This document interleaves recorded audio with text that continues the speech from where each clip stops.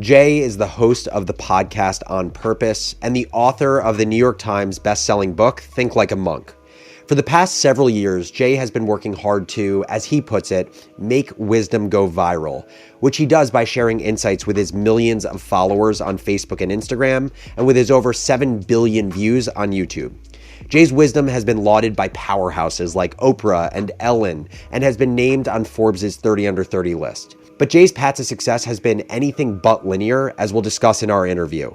In fact, to get to where he is today, Jay had to take some incredibly hard and unconventional career risks and overcome massive amounts of imposter syndrome. Jay Shetty, thank you so much for joining Imposters. I want to say thank you to you. I mean, we've been working towards this for a long time, so I'm so grateful for all your love online. I love connecting with someone over Twitter. I think that's what we connected over. Yeah, we connected over Twitter at first, then a few times on Instagram, a few times over email. But it's just interesting the world we live in, where I have so many friends that I've never actually met in life, but I feel a closeness to them in so many ways. Yeah, definitely. I feel that warm towards you too, and I'm glad that we're finally meeting in person. But thank you for the opportunity. Absolutely. So I don't know how else to say it other than it feels like you've had 7 careers in your life. Like it feels like you have just experienced so many different things. And people, I think today, know you as someone who's making wisdom go viral, as a podcast host, is someone who's written a book, does all these things. But you've had so many other experiences in your life that have kind of informed where you are now. And so I would love for you to take me from the beginning. What was childhood like for a young Jay Shetty? So I did this interesting activity recently where I sat down and I realized I'd been working for around 20 years now. And how old are you now? I'm 34. Okay. And so around 22 years.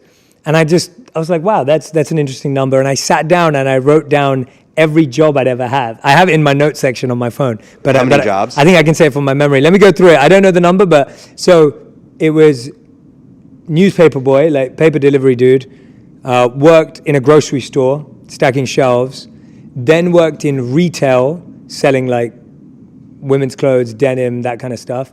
Then was a tutor. I coached students at college to make extra money in younger years in things like economics and psychology and philosophy and things like that. And then I lived as a monk for 3 years. Then I worked as a digital strategy and innovation consultant at Accenture. Then I was a senior host and producer at Huffington Post. Then I started my entrepreneurial journey, which now has led to books, podcasting, media, everything else. So at least 8. Which I think is such an important thing to call out, because I think people will look at you today and be like, God, this guy, he has it all. He's in his mid-30s, super wise. He's built a massive audience. You know, he has all these different lines of business. Like, clearly, he has it all figured out. And I think just by you laying out these, whatever it is, 9, 10 jobs that you've had, it has been anything but a linear path to get there. And I'm sure from your perspective, it's like you don't have it all figured out at all. You're just working your best to do it. No, I have it completely figured out, actually. No, yeah, no, not at all, not at all. And yeah, it's just fun looking back that way and trying to piece it out. But sorry, I'll answer your question. I just thought that was interesting. And I recommend everyone does that activity. I think we often also think about our careers as when I graduate from college. And I'm like, but that's not your career. Like, your career starts whenever you choose for it to start. The question about my childhood or where the first job began? Your childhood. Yeah. I'd say that I was born and raised in a family where obedience, discipline were top priority. Performing well at school was really important to my parents. And so despite me going to a fairly rough school where education wasn't a priority of my peers, my parents were emphasizing homework, after school work, extracurriculars. I was being trained from the age of 8 to get into a grammar school, which is a school you have to take an exam for that gives you a private level education without having to pay for it. My parents didn't have the money to send me to private school, but they wanted me to work hard in order to do that. And so I felt like I lived a very disciplined life. Look at that. Obviously, when you're a kid, there's moments where you accept it as normality. And then there's times when you're like, oh, I just want to hang out. And now I look back and feel really grateful that my parents made me do that, because I think it gave me a certain way of working that I wouldn't have developed otherwise. And I was pretty much a teacher's pet up until about age 14. And then age 14 was when I went off the rails, started to rebel, started getting involved in the wrong groups, wrong circles, getting involved in activities that I wouldn't recommend to anyone. Like what? Everything from experimenting with drugs through to violence, through to, just nefarious, stupid activities and stuff that I think most kids do. But I think we just got into it really young, like 14 was a bit young for that. And then by the time I was 18, I was kind of done and I'd kind of exhausted all of the craziness. And it was actually my dad who started handing me biographies and autobiographies. So my dad was worried that I didn't like reading, and so was my mom. I really hated reading fiction. I was the same way. Hated reading fiction. So I don't think I read a book until I was 14. My dad started giving me biographies and autobiographies, and I read Malcolm X, I read Martin Luther King. I also read David Beckham and Dwayne "The Rock" Johnson because I was a big wrestling and soccer fan growing up. And so I was reading these really diverse biographies and autobiographies, and I was thinking, wow, these people have all done something phenomenal with their life. And that's where I started to get fascinated by personal development and personal growth without knowing what that was. So 2 questions. One is, when you were going through kind of this phase after 14 of being more rebellious, of just experimenting, what was it inside of you that was driving you to do this? And do you think at that point in your life you had a sense of who you were, what you wanted to be? Yeah, there was a certain self-awareness at the time that I could hear as a little voice in my head or my heart that was like, you don't want to do that. You're not good at that. Do this. And it was actually healthy. So my parents wanted me to do medicine or science or, law or engineering. And for me, those things scared me. I was like, I'm not really interested in those things. And I could have that voice inside of me that was like, do art, do philosophy, do economics, do design. Like those were the things I gravitated towards. And it was almost like I started to listen to that voice. And I started to not ignore that voice because it was so strong. And I almost had this rejection towards anything else that wasn't that. At the same time, I think there was a bit of me being naive. There was a bit of wanting to fit in. There was wanting validation, wanting to be cool, wanting to be liked. And then that part of me was seeking the wrong activities or the bad circles. So it's like this weird juxtaposition of your self-awareness, which is guiding you in the right direction, but then your low self-esteem, which is guiding you in the wrong direction. And so you've got these two things pulling on you, and you obviously don't know this as a 16-year-old. I can only say this in hindsight.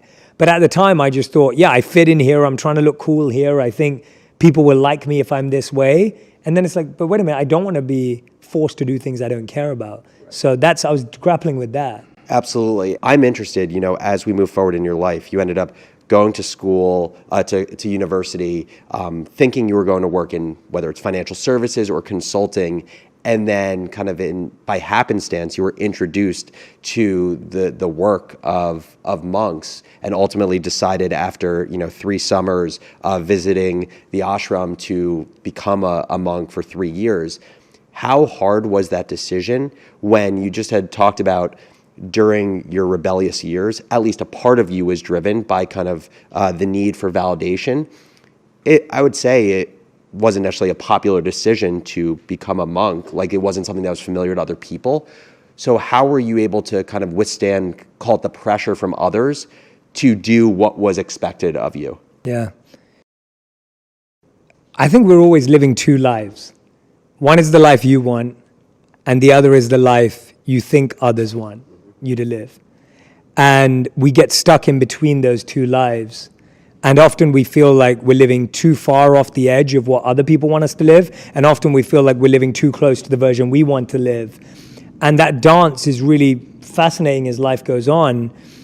And what I found at the time was I was being drawn closer and closer and closer to my own values. And I was being drawn closer and closer and closer to what was important to me. So at that time, if you asked me what I thought I was going to be, I would have said something like, I'm going to be a rapper, right? I love spoken word. I love writing lyrics. I loved music. I played the drum kit. I played the piano growing up. I can't play anything anymore. And I was highly into music, and I was like, I want a career in music. That's what I probably would have said. And then as time moved on, I would have moved away to being, okay, let's be more realistic, Jay. You can't do that. That's not real for an Indian kid growing up in London. Let's be more realistic. And I was like, well, maybe I want to be an art designer or an art manager at a magazine, because I loved art, loved design. And then it's like, oh, no, Jay, be more realistic. That's not really a career path, because everyone in your everyone who you're surrounded by is doing far more serious and real careers than that. Okay, let's go and get a business degree, right? Yeah. It's like you literally go from this is the truth of what I want to let me water it down a bit and then to let me completely water it down. So I remember telling my art teacher, who I was really good friends with at college, telling him I'm turning down my offers to go to like art school, which is what I thought I wanted to do, to go and do a management science degree, at Cass Business School. Yeah. And, he was joking around. He's like, you're such a sellout. Like, he was like, you're such a sellout. I was like, I'm a sellout. This is terrible. And that's kind of where I ended up. And it's really fascinating that I went there because I was like, this is the safe thing to do. And then I do the least safe thing in the world by becoming a monk. And so it's really fascinating how I went on that end of the spectrum and then I want to go back. So I think what happened is there's only so long you can stay away from your true calling. And you can push it down, you can ignore it, you can suppress it as much as you like, but it's going to keep showing up in really uncomfortable ways. And it will start quiet, but it will get louder. And for me, it got really loud at 21 when I thought to myself, which life do I want to live? Do I want to live a life of chasing success or do I want to live a life of service? And I would say that decision at 21 became easy because of the 3 years of experience before. And I think people look at that as like, that's a big change. But that big change was easy because there were lots of small experiences that led up to it. And so every summer, like you rightly said, I'd go to live with the monks. And that mini experiment every summer made me confident that if I did this long term, that I would enjoy it. And I think people think, oh no, you just changed your life. It's like, no, I didn't. So, and you're right. I'm glad you raised this because a lot of people say to me today, they're like, Jay, you really like use this monk thing as part of your story. And I'm like, trust me, becoming a monk is not a story. Like when you're 21, becoming a monk was the least cool thing I could possibly do. My friends, and this is honest, just my guy friends thought I was gay. Like literally, that's the response I got. That's how far behind things were. They were like, you're gay, right? Like that's, and I'm like, how is this? Like, how is that even connected? Totally. But that's what they thought. Girls didn't want to talk to me anymore because they thought they weren't allowed to talk to me and what was happening in my path. And then my family thought that I'd wasted my parents' investment in me and my education. Yeah. And so everyone's saying you've committed career suicide, you're never going to get a job again, and you're ruining your parents' life.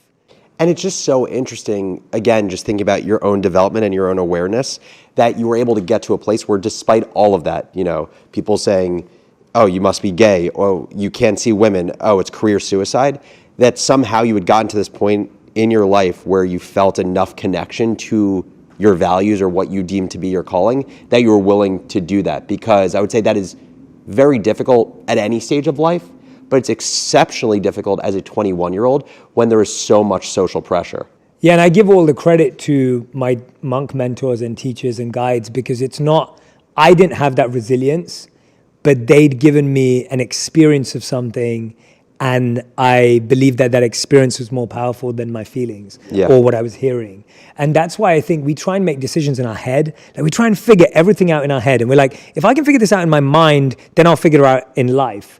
And it's like, no, go and have a real life experience. Go and do the thing for a short amount of time, and then you'll know what to do. And so I think you can only spend that much time in your head figuring out personality tests and conversations and questions and reflecting and introspecting. And after a while, you just got to go do the thing. And if I never went and spent those summers living as a monk, I would never have wanted to be one because I wouldn't know what it feels like. Totally. I'm interested for you to talk in a second about when you went to become a monk, the work you did and how you knew that you enjoyed that work. Because what I've even realized, right, after selling a business in the last few years and thinking about what's next, I always will intellectualize, how do I know if I am enjoying the things that I'm doing? Do I love this work? Am I passionate about it? And the issue is, the more that I overthink, am I passionate about this thing, the less I feel passionate about it because I'm intellectualizing the experience.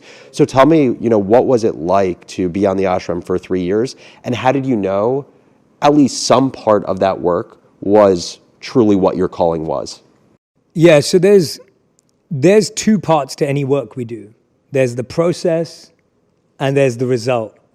And loving the work you do means you love the process and you accept the result. Whereas the way we've been trained in modern society is all that matters is the result. If the result is good, then you must love your job. If you see someone win an Oscar, they must love their job. If you see someone make lots of money and sell their company, they must be happy. So we define someone's happiness based on how the result is, whereas all ancient wisdom would suggest is happiness is based on how much you enjoy the process. And the process is as enjoyable as you believe it's aligned with your values and what you care about. And so at the time, my goal of becoming a monk was simple. I wanted to learn to master my mind, my ego, my envy, my jealousy, my comparison, and my illusion. And I wanted to serve. I wanted to improve the lives of other people. I wanted my life to make a difference in other people's lives. So I knew that as long as I was doing work in those two areas, no matter what activity you do, you'd be happy. And I think that's another challenge we do. We get locked up in the activity. Do I like being an interviewer? Do I like being a writer? Do I like being a podcaster? And if you ask me, I'm like, I would use any tool possible to master my mind and improve the lives of other people. I'm not attached to what medium or forum. I only use social media because it was the last option. It was the last thing I wanted to use, but there was no other option that I had because no one else would give me a chance. So I'm not attached to the medium or the role. It's like you're focused on what do you want to bring to the world and what intention are you bringing in. So to me, it's about figuring out what you're truly trying to create for yourself. And so during my time as a monk, I was waking up at 4 a.m. We were meditating for 4 to 8 hours a day. You're sleeping on the floor, you don't have a bed. All your possessions fit inside a gym locker, and you do that every day. Do I enjoy that? No. Am I passionate about that? No. But I believe it's going to help me master my mind. Okay, I'm in, I can do that, right? Yeah. Every day we were out in the sun. It's 110 Fahrenheit, right? It's hot.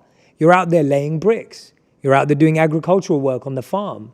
Do I enjoy that? No. Do I really love that? No. But do I believe that it positively improves the lives of other people that we're serving? Yes. Okay, it fits.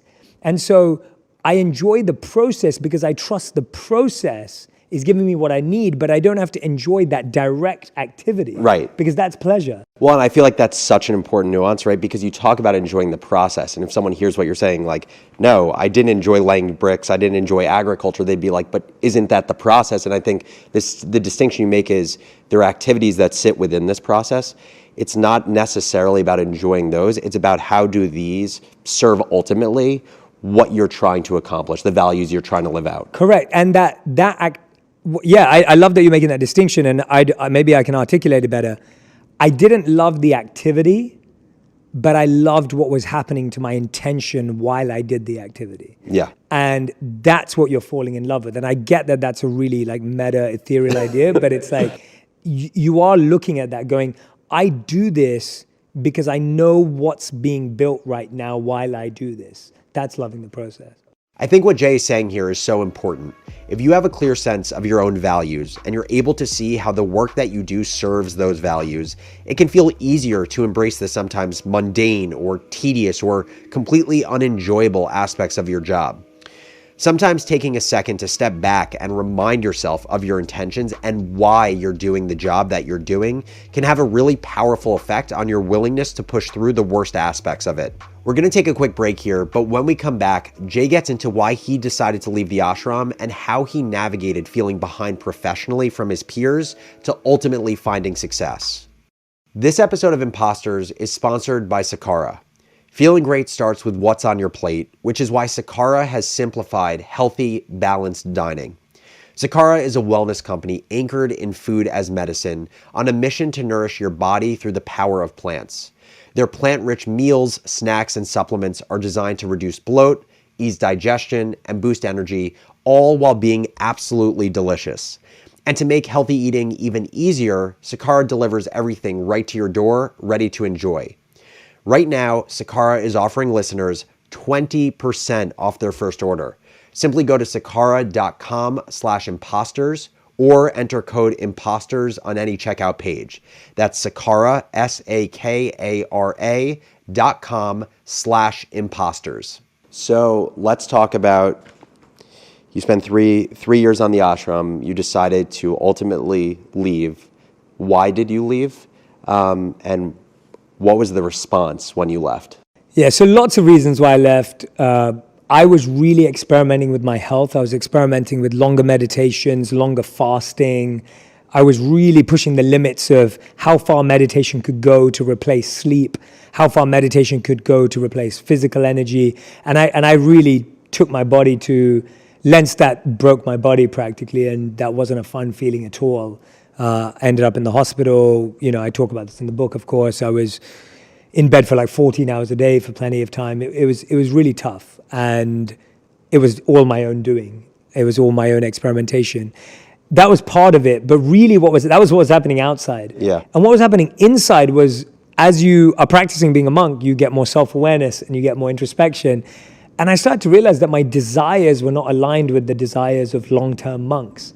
So I would sit and talk to monks who'd been there for 10, 20, 30 years, and I'd listen to them and I'd be like, do I want to live like that? And the answer was no. What were their desires versus your desires? Well, their desires were complete surrender, complete service, no personal creativity or personal expression. And for me, I was like, but I want to share what I'm learning in this way. And I can see the link between this scripture and this movie, and this song lyric reminds me of this verse in the Vedas. Like, to me, I was like, yeah, I'm a kid growing up in London who loves music, loves movies, loves life. And I'm seeing all the correlations and connections. And I'm saying, I want to make those connections for people, because then maybe people can live these ideas in their life. And so I always had that, where I wanted to make wisdom more practical, accessible, and relevant, because I saw its power. And I felt called to do that. And it was as much a realization that I wanted to do that as I wasn't a monk. And that's hard, because, you feel married for 3 years, literally, and then you feel like you're getting a divorce. And that's actually how it felt for me. I felt like I was divorcing the love of my life. It felt like a breakup. And it was really tough leaving, because it almost felt like I went back to all that noise where everyone was right. You're not going to get a job. How are you going to fit in now? You've lost all your friends. And now you've gone back to a world where your friends are like 25, 26 years old. They're, in relationships. They're potentially buying their first home, or moving into a fancy apartment, or they're now promoted to their next position. They're doing well for themselves. And you're thinking, oh, I am behind. And so that's how I felt when I got back. I'm behind. I'm lost. And I didn't think I made a bad decision. I was like, how do I catch up now? And so how did you catch up? How did you work yourself out of, I would say, a very rational thought of, I've almost been stuck in time. Everything's accelerated. How do I accelerate? Yeah, I didn't know who the Prime Minister of England was. I didn't know who won the World Cup. I didn't know. I had no idea. And so I was truly behind. I spent 9 months when I left. Well, the first month, I always talk about, the first month was my worst month, where all I did was eat chocolate, listen to music, catch up on all the TV. I remember watching every episode of How I Met Your Mother. I went and found a list on IMDb called Movies to Watch Before You Die, and I watched every movie on that list. I literally went into full, lazy... Yeah, the pendulum just swung totally in the exact opposite way. direction. Yeah, the opposite way. I wasn't waking up early, none of that. And then I was like, okay, this is not sustainable. So for that time I started dressing up, going to my local library, turning up, reading books. I was reading scriptural books, monk books again, and then reading business books to try and figure out what I'd missed out on. In life, I was dressing up as if I was going to work. But if you asked me what helped me catch up, it was when I started work, when I finally got a job after 40 rejections, when I finally got a job and I met people, and they were 21 and I was 26 now. By the time I started my first job, I was 26 years old. And I realized that I actually had the greatest advantage, which was I had massive self-awareness. I knew what my strengths were. I knew what my weaknesses were. I knew what I had to offer, and I knew what I wanted to do. And I was just like, I just took the biggest risk, potentially one of the biggest career risks in life, by becoming a monk. I shouldn't be scared of anything anymore. Yeah. That was the scariest decision that I made at a time when things were more vulnerable. I shouldn't be scared of anything. And so I became fearless.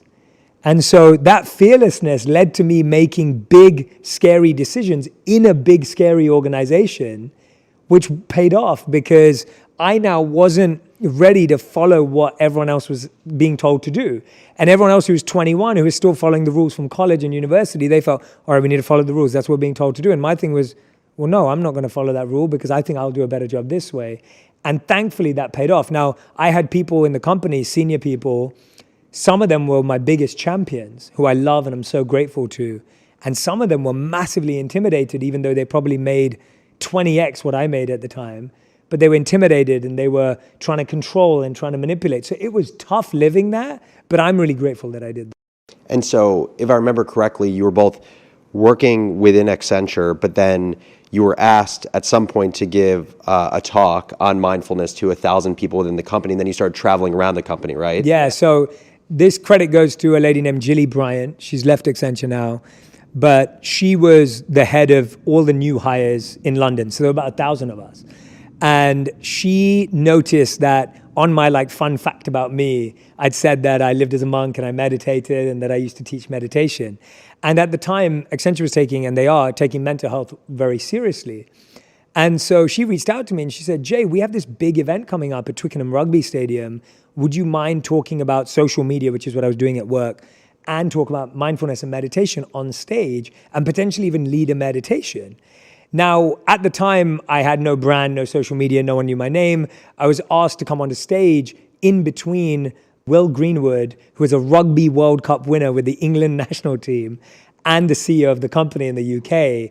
So I'm already having massive imposter syndrome because I'm going, this guy won a World Cup for the country, this person's the CEO of the company, what am I going to say? And these are 1,000 people who are my peers who have no respect for me, and there's no authority here.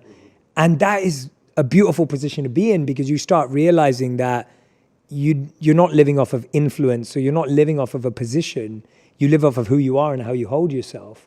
And so I went up on stage. I was nervous till the point I went on, and I led a meditation. And the feedback I got was they'd never seen a group of 1,000 people hold silence for that long. And it was a really reassuring, comforting feeling. It wasn't yes, we did it. It was more wow, this stuff works in the real world. People care. And so, yes, then I got invited across the company to teach mindfulness and meditation, set up mindfulness Mondays, mindfulness meditations before meetings. I got really involved I was so grateful to Accenture for championing a personal skill set in a big professional organization with 500,000 people. It's interesting because it sounds like something that helped your imposter syndrome in that moment was kind of the internal validation you had after you saw this entire group of people sit in silence. You were told that this was the longest they'd ever sat in silence. It was reassuring to you that the work that you were doing could be really meaningful. I'm also sure that this wasn't the only time you've experienced imposter syndrome in your life. And given the name of the show, given so many people experience this, I'm interested how you think about navigating imposter syndrome. And I'll even say from my perspective right now, I feel massive imposter syndrome hosting a podcast with you as a guest, where I'm just how do I host a podcast talking about vulnerability and challenges in people's lives and being a sounding board for them when the person in the seat across from me is someone who literally spent 3 years as a monk and has done so much more work to truly understand people. How do I do it? And so I can just imagine how many people experience imposter syndrome in their life. Well, first of all, that's very kind of you, and I don't think of it that way at all. I think every question you've asked me has been so heartfelt, has been so sincere, so genuine.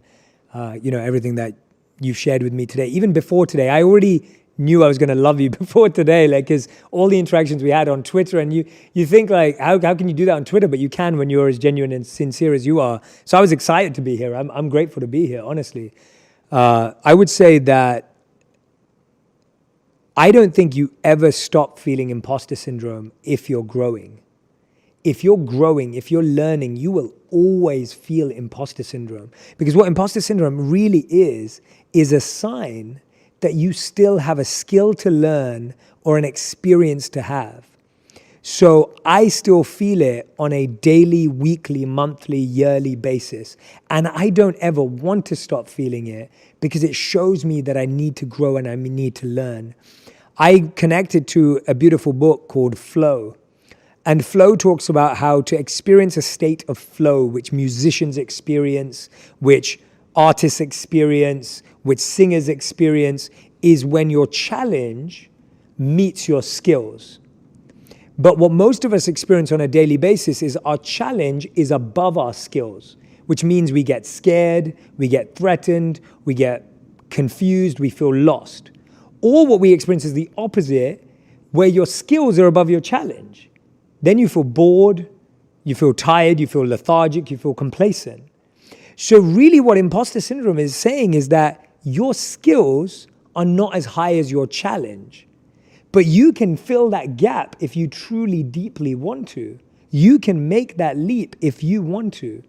And so now when I feel a sense of imposter syndrome, I ask myself, what skill is being highlighted to me that I don't have?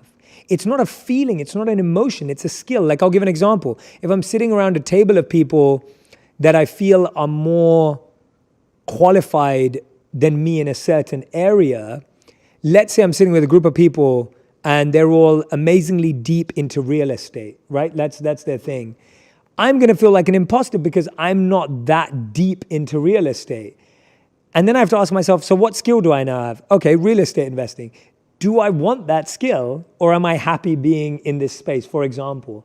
And so the question isn't not only what skill don't you have, what do you want that skill? Because often you can get pursuing a skill just to impress people. Totally. And so I think that's what I would encourage people to do with imposter syndrome is take it away from this feeling of like, I'm not good enough, I'm not smart enough, I'm not this enough. Yeah, you're not smart enough. Figure out what you need to get smart at, right? And that's how I see it. I'm like, okay, I'm not qualified to this. Do I want to be qualified? Totally. I think in a lot of ways what you're doing is you're putting control back in the hands of the person themselves, right? So it's all about reframing it as, this is actually a great thing because you're pushing yourself into an area of discomfort where you now have the choice of there's a gap between your skill and the challenge that you're facing. And you have that choice of if you want to close that gap. And by the way, you can make the choice not to close that gap if you don't want to do it. Exactly. So when I first started my career and I was mainly known for creating video content, which were like 4 minutes, we then built the podcast. I felt like an imposter when I launched the podcast. Now we've done the podcast for 3 years and it's very natural. And then when we launched the book, it was like, that was scary. And then now we're doing a book again, that doesn't feel scary. So every time you make a new leap, you'll feel imposter syndrome. But that's great because that means you're growing. That means you're trying something new. I would never feel imposter syndrome if I never tried anything new. And that means I would live a boring, same life. And I don't want that. Yeah. Thinking about your experience within Accenture, it feels like this combination of just amazing kind of harnessing of an opportunity you were given to use the experience you had in the ashram to spread kind of what you learned throughout the company, while also kind of being on the forefront of social media. You know, while you say you were a little bit late to it because you didn't have a Facebook until whatever age, you still were early now in retrospect within what's happened with social. When you reflect on kind of almost like these two amazing kind of skills you were able to build up that informed where you are in your career now, how much do you think about your own experience as skill and hard work and grit, and how much do you think of it as luck? And how do you think about that relationship broadly in career? I would say that, and I'm going to be honest because I think that's the only way to do it, I would say that my greatest skill is knowing that I can learn something if I want to, and that if I apply myself to it, and I really deeply care about it, that I will find a way to get really good at it. And I don't think you can separate that from impact, because impact means, there's a beautiful quote by Bruce Lee where he said that I'm not scared of the person that has practiced 10,000 kicks one time each. I'm scared of the person who's practiced one kick 10,000 times.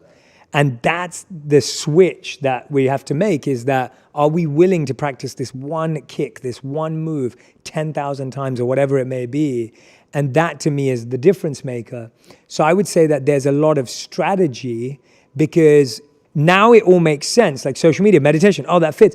It didn't make sense when I was collecting those skills. And so as Steve Jobs says, you can only connect the dots looking backwards, you can't moving forwards. To me, when I was collecting it, I was just like, I love people and I love connecting with lots of people. So social media would be useful, maybe. That's literally all I had as a thought. It wasn't like, oh, I'm going to learn this, then I'm going to learn this, and then it wasn't that thought through.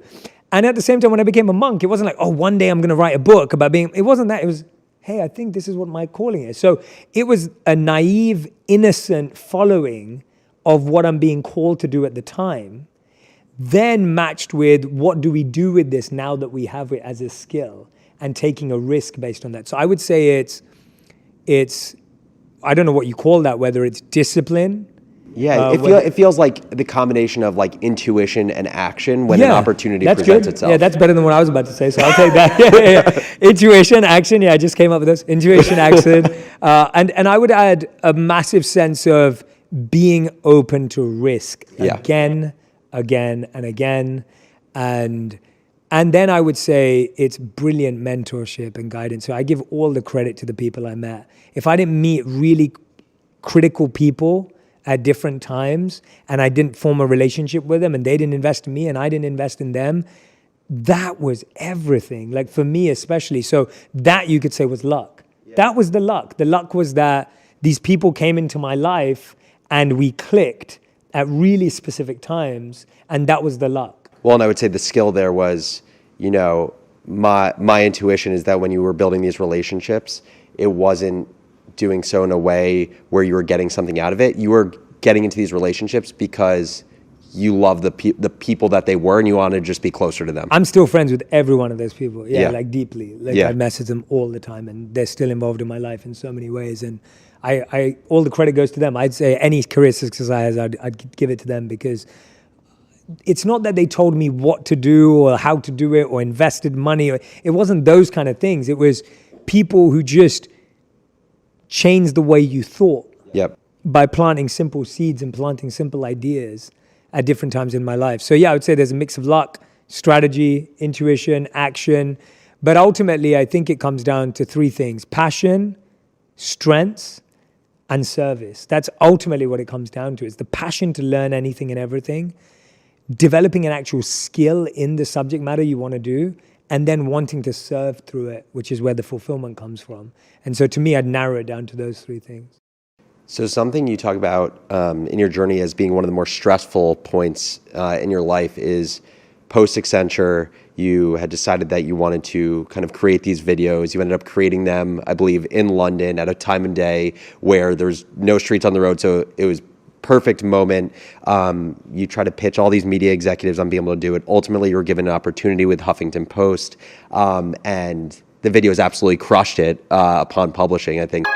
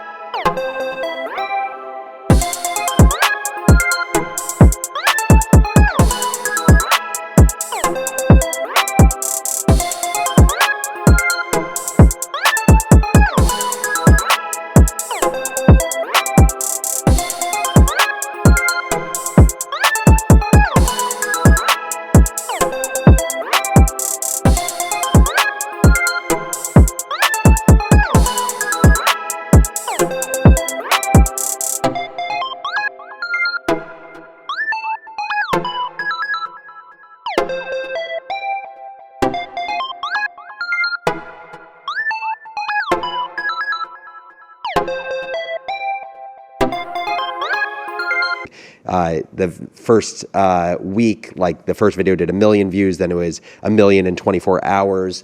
But then you talk about at a point in the journey of Huffington Post where you were working there, it was going great, but you were within 4 months of not having money to live. Talk about just that period in your life and how you worked through it. Yeah, and even getting, everything you just described is just such a tough time, because I got married, changed job 3 times, moved country all in the same year.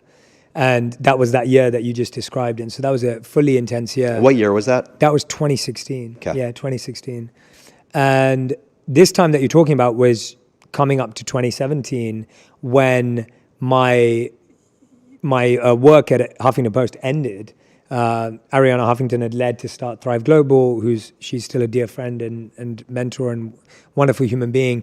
But my work there was ending. She'd left, she'd moved on. My position kind of wasn't there anymore. And I was 4 months away from being broke and 30 days away from my visa to America being taken away because it was attached to my work visa. And so not only did I have to figure out how to sort my visa out, I had to figure out how to pay for more than rent and groceries beyond 4 months. And I always used to have my mentor, Thomas Powell, one of them, would always say to me, you only discover your potential when you're in pain. He'd always keep repeating that. And I'd be like, nah, I'm proactive. Like, nah, you're whatever. Like, I'm one of the hardest working people. Whatever. And then I was put into pain. Like, that was real pain. And I thought, okay, I'm going to discover my potential in the pain. Okay, I'm going to discover my potential in the pain. The next day after learning that I only had 4 months left in the bank for rent and groceries, I got up and I emailed, DM'd, tweeted, and messaged every person that I'd ever met and said, I will edit videos, I will record videos, I will film videos, I will do anything you possibly need me to do at this time. Me and Paul, who's sitting right there, we were doing corporate videos for other clients. Paul, do you remember that office we went in? We did all these question videos. And so me and Paul went into this corporate company. I'm producing corporate training videos. Mm-hmm. That's not what I want to do. That's not my passion. That's not my life. But it was what I needed to do to survive. You didn't have an option. I didn't have an option. So that year, the year when I thought I was going to struggle to survive, I made more money in that year than in my whole career combined up until that point, because I was so stressed that I wasn't going to be able to pay my bills. But that's because I was living under that pressure and that fear. It catapulted me and incentivized me to another level. And all of a sudden, I'd broken my own ceiling, and I was like, oh, I had no idea what I was capable of until that happened. And so I just kept stretching every single year. And so for the past 5 years, we've just been stretching the capacity every single year.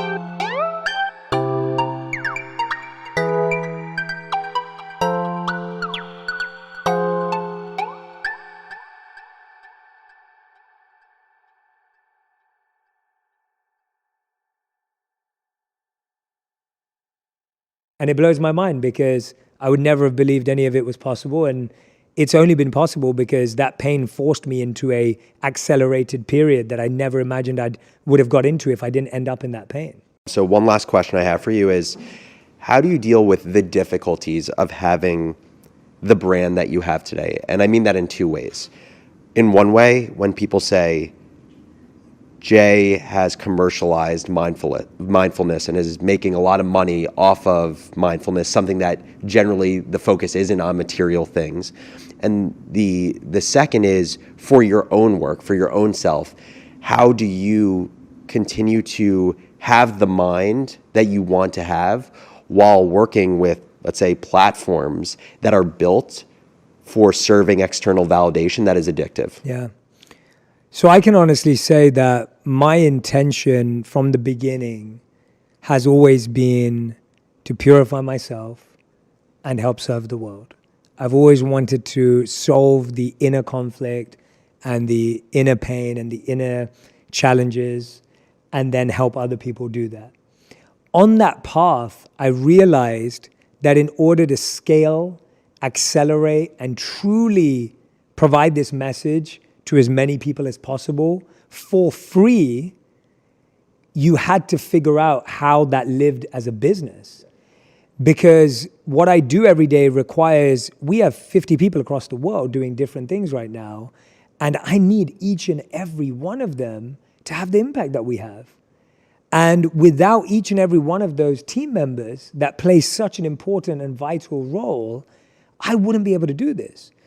And what I got fascinated by is I grew up with the belief that money was the root of all evil. I grew up with that. I also grew up with the belief that people who had money did dodgy things to get there, because that's the environment and the family I grew up in. I had to rewire my whole relationship with money.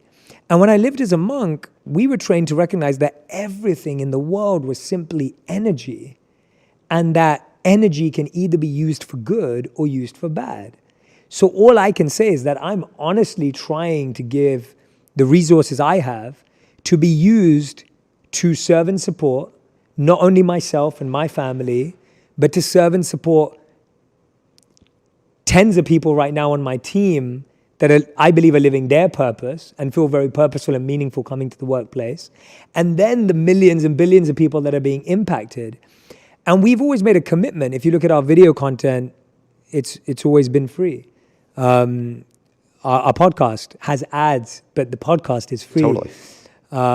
We're very selective over who we work with and who we partner with.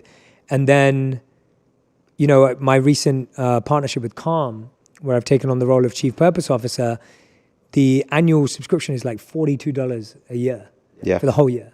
And so my goal has always been, having lived as a monk where you do things for free all the time, it's like my goal has always been that. My goal was to accelerate the impact and give access. And ultimately, I'd say if anyone who does have that perception of what I'm doing, they're fully entitled to that. I'm so okay with that. I'll take it all day. I have nothing to debate on. I appreciate you for how you think about the world. And so I let people have their opinions, and I have my intentions, and I hold on to those. Second part of your question was, how do I do that for myself? Yeah. I just got back from spending about 2 weeks in India, and I was back at the ashram that I lived at. And I go back there every single year. I didn't get to go back the 2 years of the pandemic, but every single year since I left. And now my wife and I go back every year, and we'll be there for like 2 weeks to potentially a month, and I'll live like a monk again. And I love being back in that environment because they don't care what I'm doing, what's been achieved, what hasn't been done, what the numbers are. They just don't care.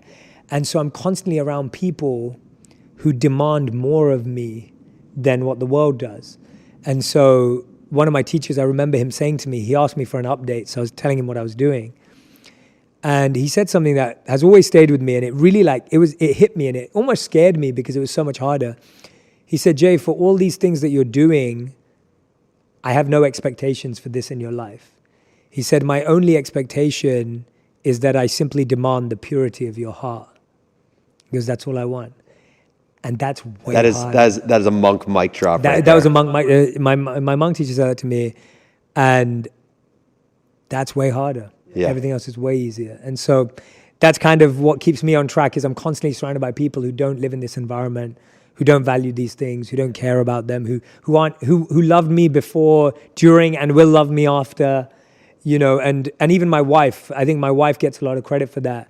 My wife doesn't care. She just, that's not her life, and it's not who she is. And being married to someone that way, I used to be upset at my wife for not loving me for what I've achieved. And then I realized she actually loves me for who I am. And I felt really stupid. And I realized that was so much more special, to have someone who's been with me through being broke, through moving country, through having lost it all, to having it all, to being in between. And I